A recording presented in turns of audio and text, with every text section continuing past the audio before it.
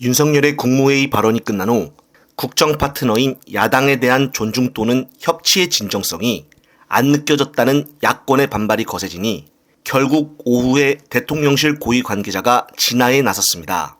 비공개로 알려진 회담에서 영수회담 수용 가능성을 묻자 모두에게 다 열려있다며 윤석열도 국민을 위해서라면은 뭐든지 하겠다라고 말은 했는데 공개 발언에서는 아무 말도 않고 가만히 있다가 비공개에서 국민들께 숙이고 있는 자세는 무슨 행동일까요?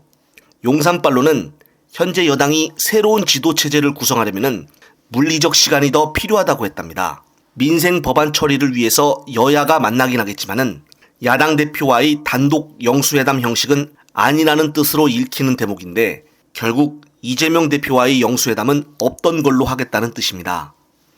정말 끝까지 본인이 잘났다며 눈과 귀를 막고 막무가내로 나가고 있는데요. 따라서 민주당은 더 이상 참지 못해 홍익표 원내대표가 5월 2일에 특검을 본회의에서 처리한다고 하였습니다. 이번 21대가 끝나기 전에 최상병 특검법을 5월 2일 전에 단독으로 통과시키려고 하는 이유는 무엇일까요? 이와 관련된 헬마의 발언 보시고 다음 이어가겠습니다. 홍익표 원내대표가 왜 5월 2일에 최상병 특검법을 본회의에서 처리하겠다고 얘기를 하느냐. 근데 5월 2일에 민주당이 단독으로 통과시킬 수 있습니다. 네. 그런데 그래봐야 대통령이 자기 모가지를 쥐는 일을 그냥 냅두겠습니까? 안 하죠. 법권 행사하겠죠. 네. 그럼 넘어옵니다. 네. 그러면 물론 거기서 이제 배신표가 상당히 나올 가능성이 있지만 네. 배신표가 나와야 되는 규모가 너무 커. 그치. 지금 17석 이상이 나와야 됩니다. 그러니까 지금. 정우택 홍 그런 거 생각하면 저는 이번에도 여전히 20대 국회에서 통과되지 않을 가능성이 상당히 높다고 보는데. 그러니까 가능성을 따지면은 높지 않은데 배팅할 이유가 없는 거예요, 지금.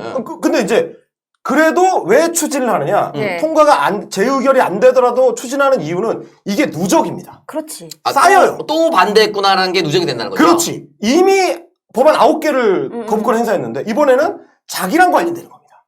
자기 와이프도 거부를 했는데 이제는 지랑 관련된 것도 거부권 행사해. 헌법적 대통령의 권한을 자기 방어를 하는데 말하자면 방탄 거부권을 쓴다는 게 너무 명확한 거예요. 네. 써요. 22대 국회 넘어가. 또 쓴다고? 진짜 뒤질라고? 이렇게 됩니다. 그러니까 이게 단발성 사건일 때는 폭발력이 예를 들면 50이라면은 이게 다음으로 넘어가서 또 한 번 발생하면 2배, 3배의 규모가 돼요. 네. 기하급수로 늘어나는 파괴력이 되거든요. 그러면 22대 국회 같은 경우는 허들은 낮아진단 말이야. 17석이 아니고 8석으로 낮아져 있는 네네네. 상태입니다. 그리고 이미 5명이 지금 찬성한다고 나왔어요. 3명만 더 더해지면 제껴지는 거예요. 근데 한 번 반대 거부권 행사했던 대통령이 국회에 넘어가자마자 또 반대 같은 법안에 그것도 자기 거를 안 됩니다. 그거는. 네, 정말 맞는 말입니다. 그런데 문제는 바로 국회의장인 김진표가 이것에 대해 과연 협조적일 것이냐라는 것입니다. 민주당 노종면 당선자도 자신의 SNS에 최상병 특검법을 처리하는 것이 바로 실천하는 일이다. 훗날 이 기간이 21대 국회의 전성기였다 생각할 수 있도록 본회의 안건으로 상정시켜 주십시오라고 글 올렸습니다. 그러면서 최상병 특검법을 본회의에서 통과시키느냐 마느냐는 21대 국회가 할 일을 하는 국회였는가 아닌가의 기준이 될 것입니다라고 말하며 민주당 21대 국회의원과 22대 당선인은 남은 국회 기간 동안 최상병 특검법을 통과시키기 위해 온 힘을 다하겠습니다라며 간곡히 부탁을 하였습니다. 하지만 김진표는 아랑곳하지 않고 있고 현재 진행하려고 하는 일에 더 큰 충격을 주고 있는데요. 곧 국회의장직을 내려갈 김진표가 갑자기 법사위를 법제위와 사법위로 분리하는 내용의 국회법 개정안을 냈다는 것입니다. 그러니까 이번에 야당이 법사위를 가져가게 되어 민주당의 법사위를 쪼개 기능을 약화시키겠다는 것인데요. 참 기가 막힌 상황입니다. 여기에 공동 발의자로 참여한 사람들을 보면은 더욱더 과관인데 바로 기동민과 소병철, 이계호와 오영환, 박용진과 송갑석, 이병훈과 홍성국 등이라고 합니다. 이번 총선에서 당 경선에서 떨어진 사람들이 대부분인데요. 언제 이렇게 모여서 이런 작당을 꾸몄을까요? 국힘당이 법사위를 가지고 있을 때는 가만히 있다가 이제 민주당이 가져가게 될 것 같으니까 갑자기 이런 일을 진행하려고 하고 있습니다. 발의한 사람들만 봐도 끝까지 수박짓을 하여 국힘과 내통해 자기 진영을 약화시키겠다는 것으로 보여지는데 따라서 민주당 지도부가 이번에는 반드시 법사위를 사수하겠다라는 의견을 모아 이 대표 체제하에 이것을 반드시 이행시켜서 꼭 특검법들을 제대로 통과시켜야 할 것입니다. 그리고 22대 때는 김진표와 같은 일들이 두 번 다시 일어나면 안 되므로 국회의장으로는 추미애, 법사위원장으로는 김용민 의원을 추천합니다. 이 멤버 조합이면 당원들과 민주 지지자들도 딱히 반대하는 분위기는 없을 것입니다. 또한 다음 22대 국회는 개혁적인 의원들이 많이 당선이 되어 국회에 들어온 만큼 21대와는 다른 모습을 보일 것으로 보여집니다.